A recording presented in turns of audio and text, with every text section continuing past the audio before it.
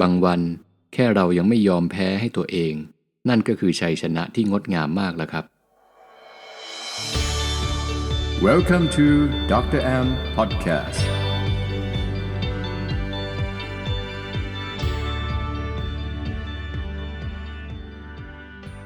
สวัสดีครับพบกับรายการ Dr. M Podcast กับผมหมอแอมนายแพทย์ตนุพลวิรุณหการุณวันนี้หมอจะมาเล่าให้ฟังกับชื่อตอนที่ว่าเหนื่อยแค่ไหนก็อย่าทิ้งตัวเองบางวันเราไม่ได้อยากเข้มแข็งเลยครับเราแค่อยากพักอยากเงียบอยากไม่ต้องตอบคำถามใครอยากมีใครสักคนบอกเราว่าไม่เป็นไรนะวันนี้เหนื่อยได้ในยุคนี้หลายคนกำลังใช้ชีวิตด้วยรอยยิ้มที่ซ่อนความอ่อนล้าไว้ข้างในภายนอกดูเหมือนยังไหวยังทำงานได้ยังดูแลครอบครัวได้ยังตอบข้อความได้ยังหัวเราะกับคนอื่นได้แต่ลึกๆในใจแล้วอาจกำลังเหนื่อยมากเหนื่อยจากความคาดหวังเหนื่อยจากการเปรียบเทียบเหนื่อยจากปัญหาที่พูดกับใครไม่ได้เหนื่อยจากการต้องเป็นคนเข้มแข็งตลอดเวลาหมออยากจะบอกทุกคนนะครับว่า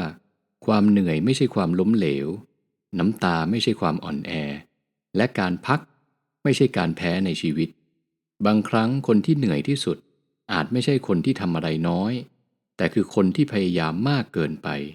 โดยไม่เคยอนุญาตให้ตัวเองได้พักบ้างเลยใจคนเราก็เหมือนร่างกายต้องการอาหารต้องการน้ำต้องการการนอนต้องการการซ่อมแซมใจของเราก็เช่นเดียวกันครับใจของเราต้องการความเมตตาต้องการพื้นที่ปลอดภัยต้องการคำพูดดีๆต้องการการให้อภัยและบางครั้งใจต้องการแค่การได้หยุดนิ่งโดยไม่ต้องรู้สึกผิดอันใดคนจำนวนมากดูแลร่างกายเมื่อเจ็บป่วยแต่กลับปล่อยให้ใจเจ็บซ้ำๆซ้ำๆโดยไม่เคยหยุดฟังเสียงของหัวใจเราเลยเราวัดความดันเราตรวจน้ำตาลเราตรวจไขมันเราตรวจหัวใจแต่เราแทบไม่เคยถามตัวเองจริงๆว่า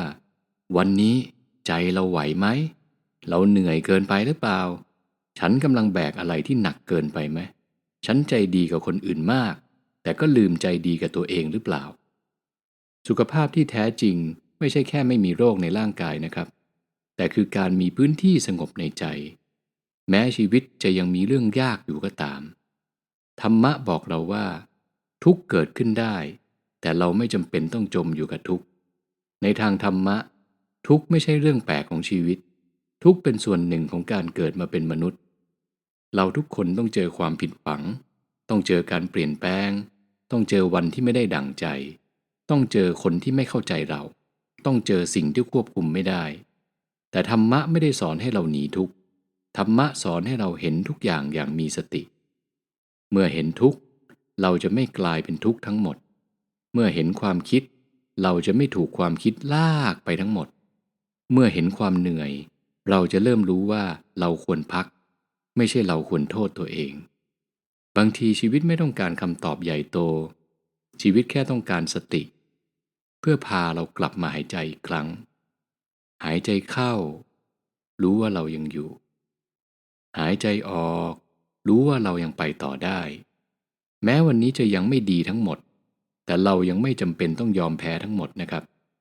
อย่าตัดสินชีวิตทั้งชีวิตจากวันที่ใจอ่อนแรงแค่วันเดียวในวันที่ใจเราเหนื่อยสมองของเราก็ทำทุกอย่างให้ดูมืดลงปัญหาที่เคยเล็กในวันที่เราเหนื่อยก็อาจจะดูใหญ่คำพูดของใครบางคนอาจจะเจ็บกว่าปกติอนาคตที่เราเคยมีความหวังในวันที่เราเหนื่อยล้าก็อาจจะดูไกลเหลือเกินและตัวเราเองอาจดูไม่มีคุณค่าทั้งที่ความจริงไม่ใช่เลยหมออยากมอบประโยคนี้ไว้ให้นะครับอย่าตัดสินทั้งชีวิตจากอารมณ์ของวันที่แย่แค่วันเดียววันที่ฝนตกไม่ได้แปลว่าท้องฟ้าจะไม่มีแสงอาทิตย์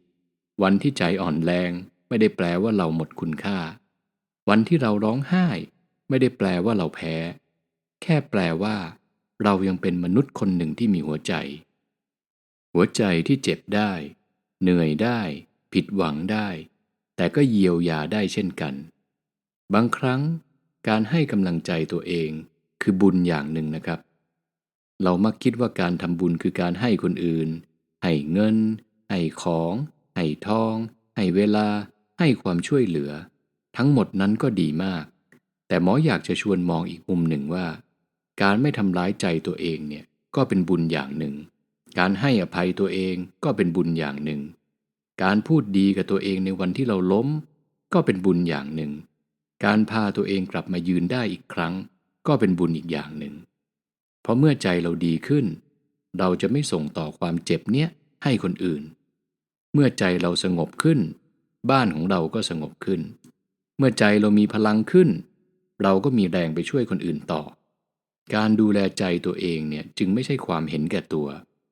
แต่เป็นการเตรียมหัวใจให้พร้อมเป็นแสงสว่างให้โลกใบนี้วันนี้ขอให้ทุกคนอนุญาตให้ตัวเองพักบ้างไม่ต้องเก่งทุกวันก็ได้ไม่ต้องยิ้มตลอดเวลาก็ได้ไม่ต้องตอบทุกคำถามของชีวิตวันนี้ก็ได้ไม่ต้องรีบเข้มแข็งทันทีที่เจ็บก็ได้ขอแค่วันนี้อย่าทอดทิ้งตัวเองถ้าเหนื่อยให้ทุกคนพักถ้าเจ็บให้เรายอมรับถ้าร้องไห้ให้ร้องอย่างเมตตาต่อตัวเองถ้ายังไม่พร้อมเริ่มใหม่ก็ขอให้นั่งนิ่งๆนะครับหายใจเข้าออกลึกๆชีวิตไม่ได้ต้องการให้เราชนะทุกวันบางวันแค่เรายังไม่ยอมแพ้ให้ตัวเองนั่นก็คือชัยชนะที่งดงามมากแล้วครับหมอขอฝากไว้นะครับทุกคนมีวันที่ใจมืดแต่ไม่มีใครเกิดมาเพื่ออยู่ในความมืดตลอดไปบางวันเราอาจเป็นพระอาทิตย์ให้คนอื่นบางวันเราอาจต้องยืมแสงจากคนรอบข้างและในบางวันแค่เปลวไฟเล็กๆในใจที่ยังไม่ดับก็เพียงพอแล้วที่จะพาเราผ่านคืนนี้ไปองค์สมเด็จพระสัมมาสัมพุทธเจ้าทรงตรัสไว้ว่า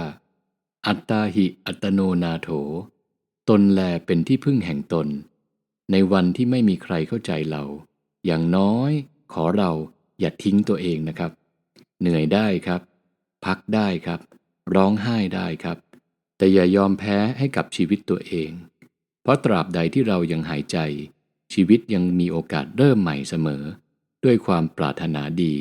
หมอแอมนายแพทย์ตนุพลวิรุณหการุณ